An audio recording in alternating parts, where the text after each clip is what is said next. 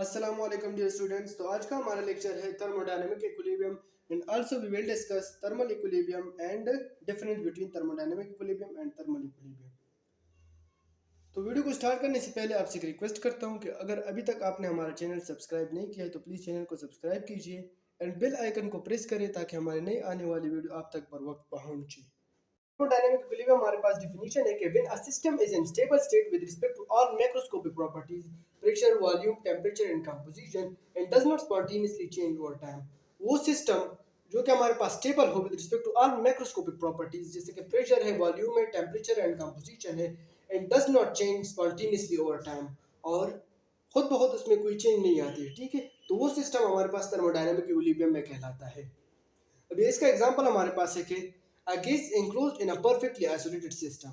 एक perfectly isolated system में अगर हम किसी गैस को एनक्लोज करें तो हमारे पास ये थर्मोडायनेमिक इक्विलिब्रियम का एग्जांपल है। वो कैसे? फर्स्ट ऑफ ऑल तो मैं आपको ये बता दूं कि आइसोलेटेड सिस्टम कैसे कहते हैं, ठीक है। आइसोलेटेड सिस्टम हमारे पास वो सिस्टम होता है कि जिसमें ना तो कोई मास इंटर और आउट हो सकती है और ना कोई एनर्जी इंटर और आउट हो सकती है, ठीक है। ये सिस्टम बाउंड्रीज की जरिए से कंप्लीटली आइसोलेटेड होता है, मतलब अकेला होता है और ना इसके साथ एनवायरनमेंट कोई इंटरेक्शन नहीं कर सकता है, ठीक है। थर्मोडायनेमिक इक्विलिब्रियम में अगर कोई सिस्टम हो उसके ये कैरेक्टरिस्टिक होते हैं। पहला कैरेक्टरिस्टिक हमारे पास है कि all intensive properties. Intensive properties कौन से प्रॉपर्टीज होते हैं? वो प्रॉपर्टीज जो अमाउंट पे डिपेंड नहीं करती, ठीक है। अमाउंट पे डिपेंड नहीं करते, वो हमारे पास इंटेंसिव प्रॉपर्टीज कहलाते हैं। जैसे कि टेम्परेचर हमारे पास है, ठीक है। टेम्परेचर अगर आप इतना अमाउंट ले ले उसका भी वही टेम्परेचर होगा, अगर ज़्यादा अमाउंट ले तो उसका भी वही टेम्परेचर होगा, वो अमाउंट पे डिपेंड नहीं करते, ठीक है। तो ये इंटेंसिव प्रॉपर्टी का एक एग्जांपल हमारे पास है। जितनी भी इंटेंसिव प्रॉपर्टीज है are uniform throughout the system, वो throughout the system uniform होंगी। यहाँ पे भी टेम्परेचर सेम होगा, यहाँ पे भी सेम होगा, यहाँ पे भी सेम होगा, यहाँ पे भी सारी जगह में टेम्परेचर सेम होगा, ठीक है। इसका सेकंड कैरेक्टरिस्टिक हमारे पास है कि सिस्टम शुड बी आइसोलेटेड।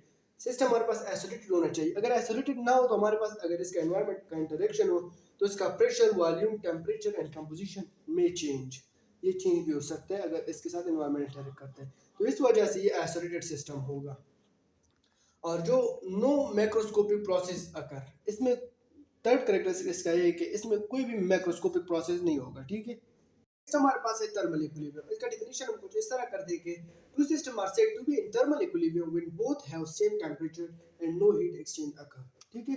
अगर हमारे पास यहाँ पे एक बॉडी है, यहाँ पे दूसरी बॉडी, इसका टेंपरेचर T1 है, इसका T2 है, ठीक है। जब इसको हम थर्मल कांटेक्ट में लेकर आते हैं, यहाँ पे फॉर एग्जांपल हम इसको थर्मल कांटेक्ट में ले आए और इनके दरमियान हीट एक्सचेंज हो गया, ठीक है। और इसका टेम्परेचर जब बराबर हो जाए T1 इक्वल टू T2, तो ये सिस्टम हमारे पास, ये जो बॉडीज है दो, ये दो सिस्टम है, ये हमारे पास थर्मल इक्विलिब्रियम में कहलाती है, ठीक है। तो अभी ये हमारे पास थर्मल इक्विलिब्रियम में हो गए। रियल लाइफ में हम इसका एग्जांपल लेते हैं कि अगर आप चाय लेते हो, ठीक है, चाय को रखते हो इन्वायरमेंट में, ठीक है, तो वो चाय ठंडी हो जाती है। चाय ठंडी हो जाती है और उसका जो हीट हमारे पास वो एनवायरनमेंट को ट्रांसफर हो जाता है और चाय का टेम्परेचर एनवायरनमेंट के बराबर हो जाता है। तो ये हमारे पास थर्मल इक्विलिब्रियम में आ जाती है एनवायरनमेंट के साथ। चाय का कप एनवायरनमेंट के साथ थर्मल इक्विलिब्रियम में आ जाता है। अभी इस थर्मल इक्विलिब्रियम के कुछ कैरेक्टरिस्टिक हमारे पास है, ठीक है। पहला कैरेक्टरिस्टिक इसका हमारे पास है कि सेम टेम्परेचर होगा। जो दो बॉडी हमारे पास अगर हम कहें कि थर्मल इक्विलिब्रियम में उनका टेम्परेचर सेम होगा, ठीक है, और इनके दरमियान नो हीट एक्सचेंज होगा। हीट एक्सचेंज इसमें नहीं होगा, ठीक है, हीट एक्सचेंज इसमें जीरो होगा। अभी मैं एग्जांपल करता हूं जिसमें मैं थर्मोडायनेमिक इक्विलिब्रियम और थर्मल इक्विलिब्रियम को कंपेयर करता हूं, ठीक है। तो पहले स्टेप में हमारे पास ये है कि two system can be in thermodynamic equilibrium but not in thermal equilibrium. ये कैसे हो सकता है हमारे पास, मैं आपको समझा देता हूँ, ठीक है। फर्स्ट ऑफ ऑल तो स्टेटमेंट कहते हैं कि दो सिस्टम हमारे पास हो, अगर ए बी सिस्टम ये थर्मोडायनेमिक इक्विलिब्रियम में हो फिर भी हमारे पास थर्मल इक्विलिब्रियम में नहीं भी हो सकती है, ठीक है। ये कैसे हो सकता है मैं आपको बता देता हूँ। यहाँ पे हमारे पास एक सिस्टम ए है और एक सिस्टम बी है, ठीक है। ये सिस्टम्स कंप्लीटली आइसोलेटेड है। मैंने पहले आपको बता दिया कि थर्मोडायनेमिक इक्विलिब्रियम में कि थर्मोडायनेमिक इक्विलिब्रियम हमारे पास इसका कैरेक्टरिस्टिक है कि सिस्टम आइसोलेटेड हो, ठीक है।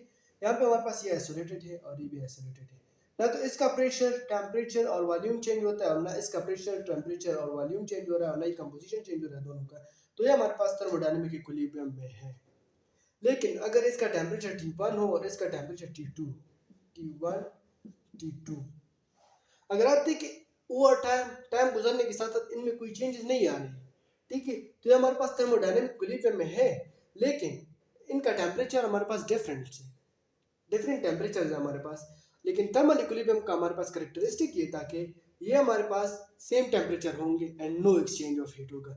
यहाँ पे तो एक्सचेंज ऑफ हीट नहीं होता है, ठीक है, लेकिन जो पहला करेक्टरिस्टिक हमारे पास है कि टेम्परेचर सेम होगा, यहाँ पे टेम्परेचर सेम नहीं है, ठीक है। तो यहाँ पे हमारे पास ये थर्मोडायनेमिक इक्विलिब्रियम में नहीं है, लेकिन ये थर्मोडायनेमिक इक्विलिब्रियम में है, थर्मल इक्विलिब्रियम में ये नहीं है, ठीक है।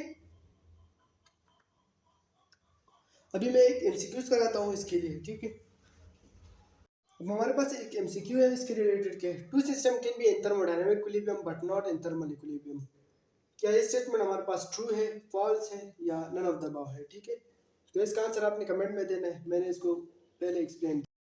नेक्स्ट एग्जांपल हमारे पास है two system can be in thermodynamic equilibrium as well as thermal equilibrium, ठीक है। तो यहाँ पे हमारे पास अगर कोई सिस्टम हो, आइसोलेटेड सिस्टम हो, फॉर एग्जांपल यहाँ पे एक सिस्टम है आइसोलेटेड और यहाँ पे एक आइसोलेटेड सिस्टम है, ठीक है, ए और बी, ठीक है। अगर इनका टेम्परेचर भी सेम हो और ये दो एक दूसरे से आइसोलेटेड भी हो, ठीक है, ये आइसोलेटेड भी है एनवायरनमेंट से और एक दूसरे से, ठीक है, और इनका टेम्परेचर भी सेम है, तो ये हमारे पास थर्मोडायनामिक इक्विलिब्रियम में भी है और थर्मल इक्विलिब्रियम में भी है, क्योंकि इनका टेम्परेचर सेम है, एक्सचेंज ऑफ हीट भी नहीं होता है, तो ये थर्मल इक्विलिब्रियम में भी है, एज वेल एज इसमें कोई चेंजेस नहीं आ रहे ओवर टाइम, तो हमारे पास थर्मोडायनामिक इक्विलिब्रियम में भी है। तो आज का हमारा था ये lecture, hope you understand very well, and अगर आपको ये वीडियो पसंद आई हो तो वीडियो को लाइक करें, शेयर करें।